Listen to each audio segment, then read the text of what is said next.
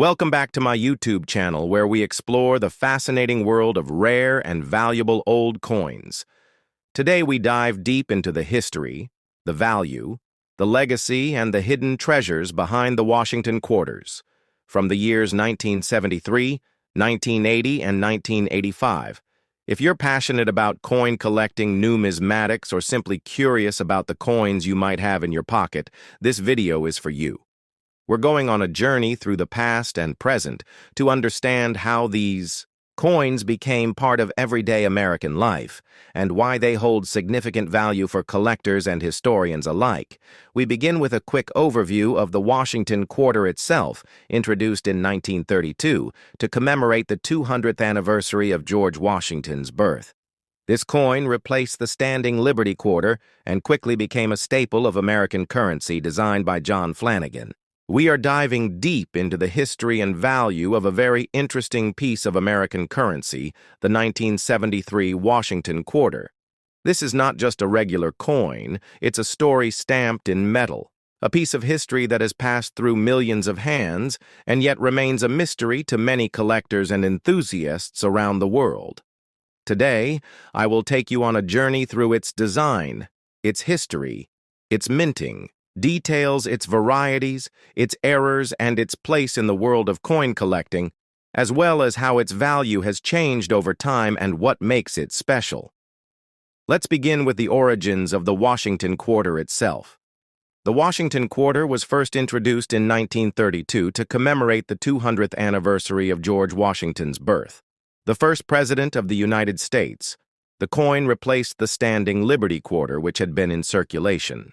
Since 1916, the decision to honor Washington came during the Great Depression, a time when Americans were looking for symbols of strength, leadership, and national pride. Sculptor John Flanagan was chosen to design the coin, and his portrait of Washington was based on the bust created by French sculptor Jean-Antoine Houdon in 1785. The obverse side of the coin features a left-facing profile of George Washington, along with the word Liberty and the phrase, "In God We Trust," and the date of minting, which for our focus today is 1973. Now we come to the year 1973, a year that marked a time of transition in American history, both politically and economically. The United States was emerging from the turbulent 1960s and entering a new phase of change. The Vietnam War was still ongoing. Inflation was beginning to rise, and the Watergate scandal was unfolding against this backdrop.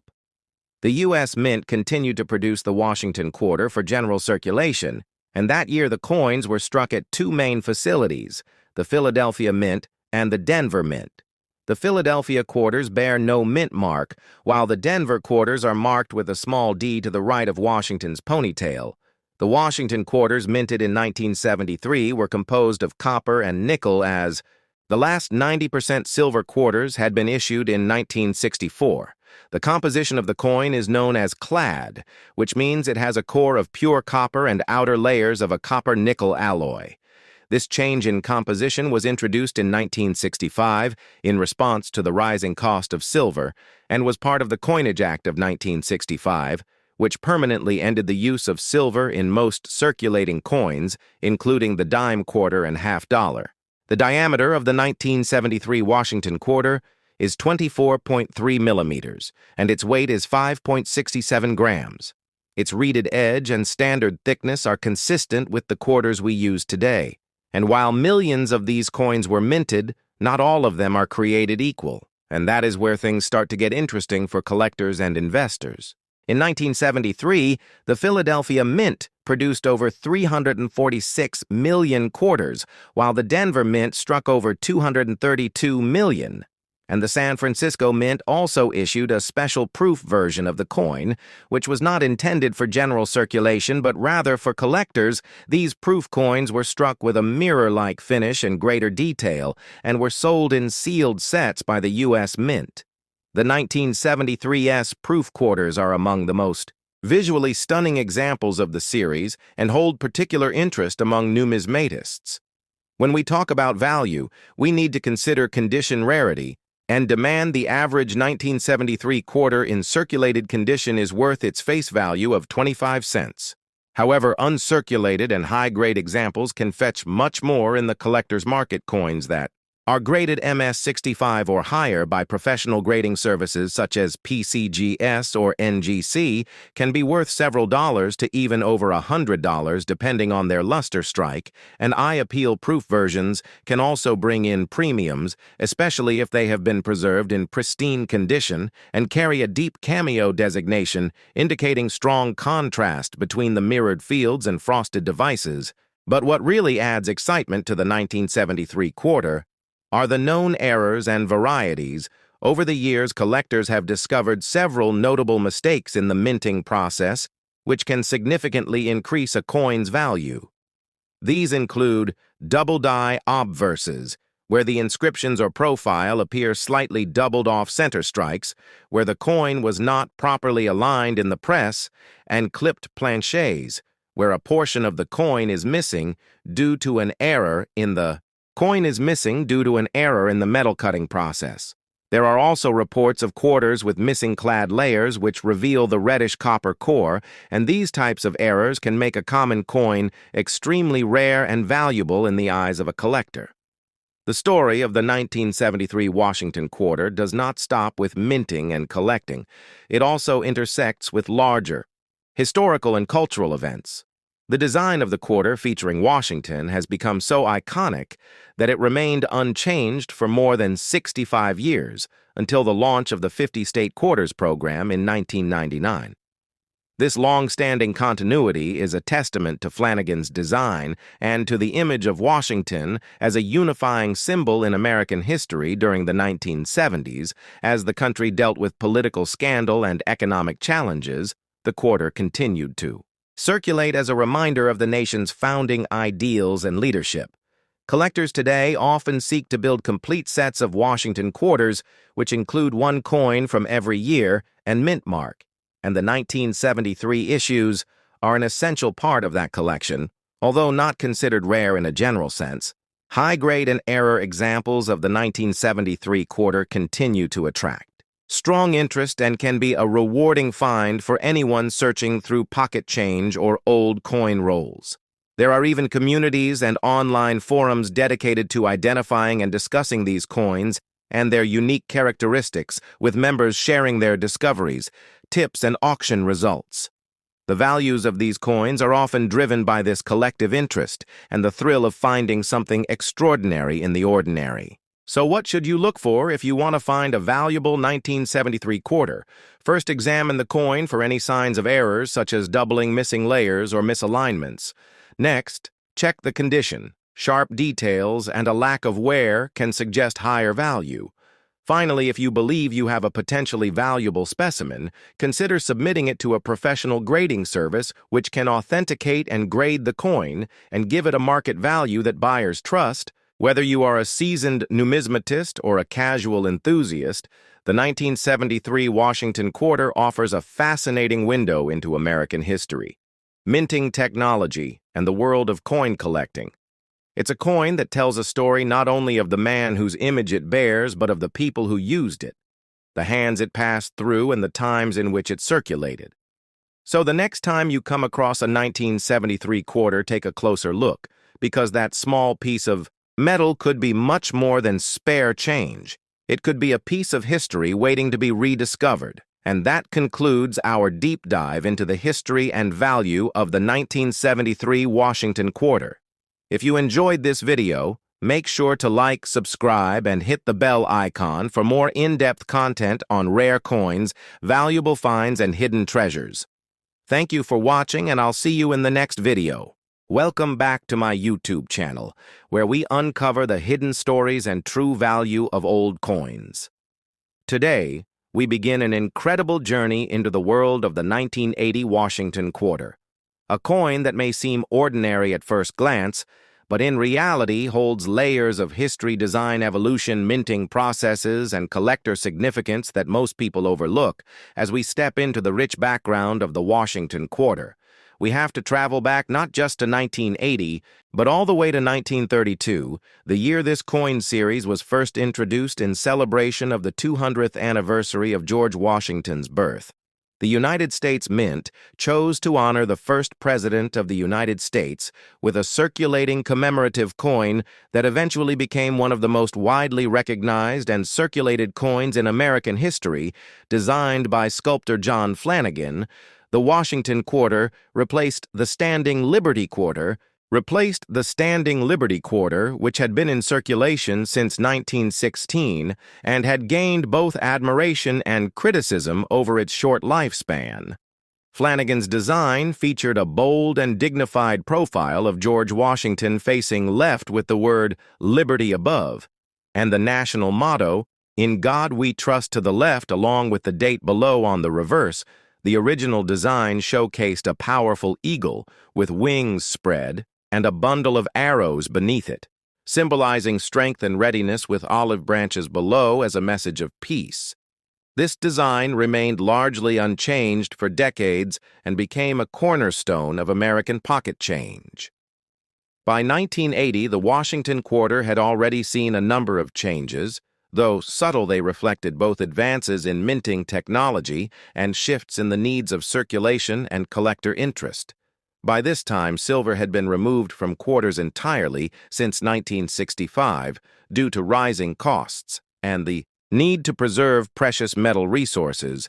The Coinage Act of 1965 mandated the removal of silver from dimes and quarters, transitioning them to a copper-nickel-clad composition. This meant that by 1980, the quarters were made of an inner core of pure copper and outer layers of copper-nickel, creating a durable and cost-effective solution that maintained the coin's weight and size, but affected its overall tone and wear patterns in circulation. Now let's focus specifically on the 1980 Washington quarter.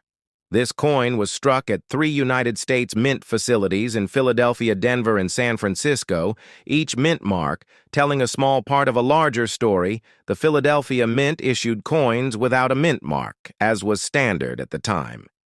The Denver Mint quarters carried a D-Mint mark, while the San Francisco Mint, which primarily handled proof coins, produced 1980 quarters with an S-Mint mark meant for collectors and not intended for general circulation. The production numbers were immense, with hundreds of millions of coins produced across all 3 facilities. But what makes the 1980 quarter truly fascinating is not just its mintage numbers, but its place in the numismatic landscape of the late 20th century. At this time, coin collecting was evolving from a niche hobby into a more mainstream interest, catalyzed by a growing awareness of coin errors.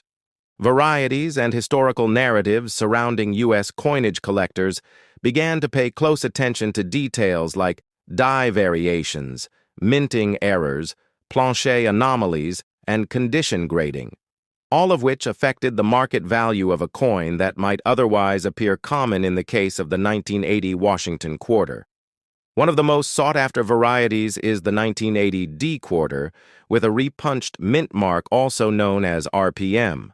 This occurs when the mint mark is stamped more than once, but not in exactly the same position, creating a slight doubling effect that is visible under magnification, though subtle. This type of variety adds a premium in collector markets and is cataloged and certified by major grading services such as PCGS and NGC. Another point of interest lies in the condition of the coin, with high-grade examples in mint state, especially MS-66 and above, commanding significantly higher values compared to their circulated counterparts. In terms of design integrity, the 1980 quarter maintained John Flanagan's classic vision. Though by this time, many coins began to show wear due to decades of circulation changes in die technology, and minting efficiency also led to sharper details on some 1980 issues depending on die state and strike quality. So when evaluating a 1980 quarter, one must consider not only the mint mark and date, but also the sharpness of the strike, presence of luster, absence of contact marks, and overall eye appeal, all of which factor into its numismatic value. It's important to recognize that even coins produced in the millions can become rare in high grades, especially if preserved in original bankrolls, mint sets, or found in exceptionally well-struck condition. Beyond the coin itself, the broader historical context of 1980 offers additional richness to our narrative. This was a year of transition for the United States marked by economic shifts, political changes, and the continued evolution of American culture, the U.S. Mint was adapting to increasing public interest in coinage, driven by inflation fears, and the growing popularity of collecting as an investment. The numismatic press was booming with new publications, dealers and conventions creating a thriving environment for coin education and exchange. In this backdrop, the 1980 Washington Quarter circulated widely across the country, playing its role in daily commerce while quietly becoming a piece of collectible history. We can also explore the legacy of the Washington Quarter through its long life, leading up to the redesign in 1999 with the launch of the 50-State Quarters program, an initiative that revolutionized public interest in U.S. coins and led to a dramatic increase in coin collecting across all age groups, but the pre-1999 quarters, such as the 1980 issue, remain a staple of traditional collections, particularly among those who appreciate the historical consistency of Flanagan's original vision and the physical characteristics of clad coinage that defined a generation of U.S. currency. As we journey further into this video, we will look at real examples of 1980 quarters under magnification review coin grading techniques used by professionals. Assess price trends from auction records and online marketplaces and study how storage, handling, and time affect the condition and value of these coins. We'll break down the differences between proof and business, strike coins, examine the role of third-party grading services, and understand what makes a 1980 quarter worth a few cents or hundreds of dollars, depending on rarity, variety, and preservation. We will also touch on collector stories, interviews, and insights from experts in the field and answer your most frequently asked questions about spotting valuable errors, building a Washington quarter set, and protecting your investment for the future. So stay with me as we dive into every facet of the 1980 Washington Quarter, its historical roots, design significance, minting variations, market performance, and collector appeal. This isn't just a coin. This is a chapter of American numismatic heritage, and by the end of this video, you'll have everything you need to recognize, value, preserve history, and maybe even uncover a hidden gem in your own pocket change, where we dive deep into the fascinating world of numismatics and explore the hidden treasures within the coins we carry every day. Today, we're going to journey through time and value as we explore the 1985 Washington Quarter, its history, design, production, and the legacy it has left in American coinage. We'll also look into the broader world of old coin values. So sit back, relax, and get ready for an in-depth ride through numismatic history.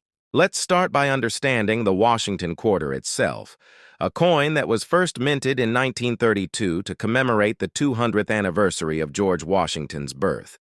The original design was created by sculptor John Flanagan, who based his portrait of Washington on a bust by Jean-Antoine Houdon. Flanagan's design featured a left-facing profile of Washington on the obverse side, while the reverse featured an eagle with outstretched wings, perched on a bundle of arrows with olive branches below. This classic design stayed in circulation for decades, becoming one of the most recognized and collected American coins. Fast forward to 1985, a year that may seem ordinary on the surface, but holds particular interest to coin collectors and enthusiasts across the country. The 1985 Washington Quarter was minted at 3 primary locations: Philadelphia, Denver, and San Francisco, each mint location contributing its own version of the coin with unique mint marks. The Philadelphia Mint used no mint mark. Denver used the letter D, and San Francisco used the letter S, typically associated with proof coins. During this period, the composition of the quarter was the copper nickel-clad variety, which had replaced the 90% silver content in 1965 following the Coinage Act of 1965. Due to rising silver prices and hoarding concerns, the 1985 quarter therefore consisted of an outer layer of 75% copper and 25% nickel bonded to a core of pure copper, making it a coin that, while no longer made of precious metal, still maintained the durability and practicality necessary for widespread circulation. Now let's talk mintage numbers and production quality. The The Philadelphia Mint produced over 775 million quarters in 1985, making it a high production year. The Denver Mint followed with over 520 million coins, while the San Francisco Mint produced just over 3 million proof coins for collectors because of the sheer volume of coins released that year. The 1985 Washington quarter isn't considered rare in circulated condition. However, what makes certain examples valuable are mint era's pristine condition and high grades given by professional grading services like PCGS or NGC. Among the most sought-after 1985 quarters are those in mint state condition, particularly those graded MS-67 or higher, which are considered to be in exceptional shape and are often worth far more than their face value. Even more exciting are the mint errors that occasionally surface in the numismatic market. These can include double dies, off-center strikes, misaligned dies, and other anomalies that occurred during the minting process. For example, a double die obverse, where parts of the design appear. Doubled can drastically increase the coin's value due to its rarity and collector demand. Proof coins from the San Francisco Mint deserve a spotlight as well. These coins were struck with special dies on polished blanks, resulting in a mirror-like finish and sharp details. Though they were not intended for circulation, they have become prized collector items, and their condition is typically better preserved than their circulated counterparts. The value of these proof coins depends greatly on their condition, whether they are deep cameo or ultra cameo, and if they have retained their original luster without any signs of toning or handling. But the value of the 1985 Washington quarter also lies in its role within the broader history of American coinage. It was minted during a time of transition in the United States when economic and technological changes were reshaping the way Americans viewed money and savings. The coin itself represents a snapshot of that era. And for collectors, it offers a connection to the past and a physical piece of history that can be held, studied, and appreciated. As we continue to explore the history of old coins, it's important to recognize that value isn't always monetary. Many collectors treasure their coins for the stories they tell and the history they preserve, from the hands they've passed through to the pockets they've ridden in. Every coin has a journey, and the 1985 Washington quarter is no exception. It has served not just as currency, but as a cultural artifact, a teaching tool, and a gateway for many into the world of numismatics. We will now take a detailed look at specific examples of 1985 quarters that have fetched impressive prices at auction. We'll analyze what makes them unique. We'll look at professional grading photos and descriptions, and examine why certain traits and features matter so much to collectors and investors. We'll also compare the 1985 quarter with earlier and later dates to show how changes in design, production, and market interest have influenced the value of these coins over time. And of course, we won't stop with just one coin. We'll take a look at how the Washington quarter evolved in the decades following 1985, especially with the introduction of the 50-state quarters program in 1999, which dramatically changed the face and focus of the quarter and introduced millions of people to the fun and importance of collecting coins. We'll discuss how the legacy of the classic Flanagan design influenced later designs and how it continues to resonate with collectors to this day. For those of you watching who are new to collecting, we'll provide tips on how to identify valuable coins in your pocket, change how to store and preserve your collection, and how to recognize red flags when buying or selling coins online. We'll also go over common misconceptions about coin values and how grading standards work, so you can approach collecting with confidence and clarity. So whether you're here to learn more about the 1985 Washington quarter, or you're just beginning your journey into the world of coin collecting, this video will give you a comprehensive and engaging look into the history, design, significance, and hidden value behind one of America's most enduring coins. Thank you for watching, and welcome back to the channel where every coin has a story, and every story is worth telling. In the world of mint errors, the 1985 Washington quarter has several notable examples that have appeared over the years. Though errors were less common in the mid-'80s due to tighter quality control, some interesting pieces still escaped into the wild.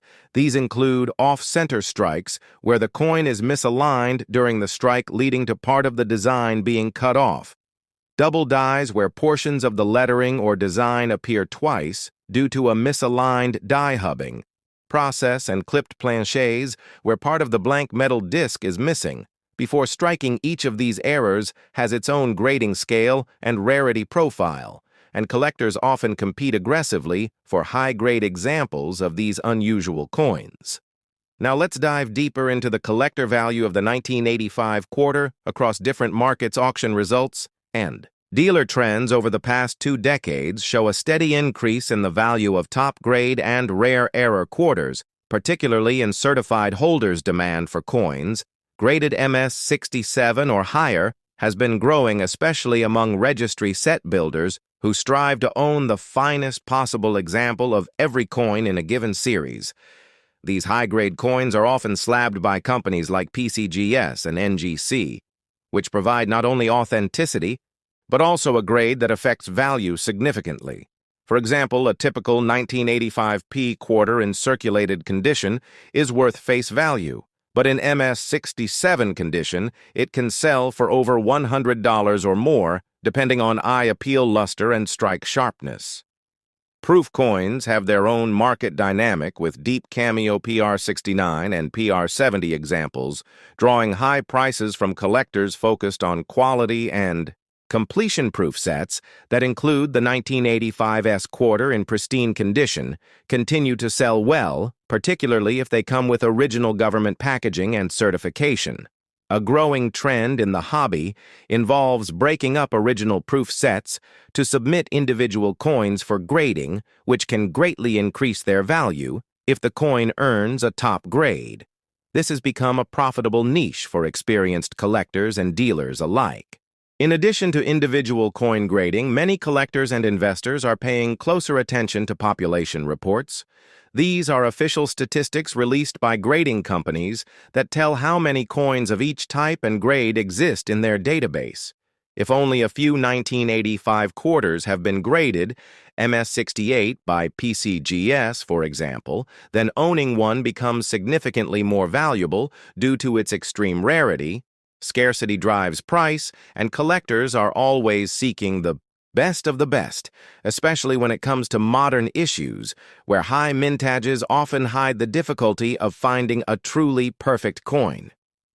Looking beyond just the 1985 quarter, the world of old coin values includes many categories that intersect with this discussion. Silver coins from before 1965, such as 90% silver quarters, are prized not only for their numismatic content. These coins have been steadily increasing in value due to both collector demand and fluctuations in silver prices. While the 1985 quarter has no silver content, its place within the series helps collectors trace the evolution from precious metal coinage to modern clad issues.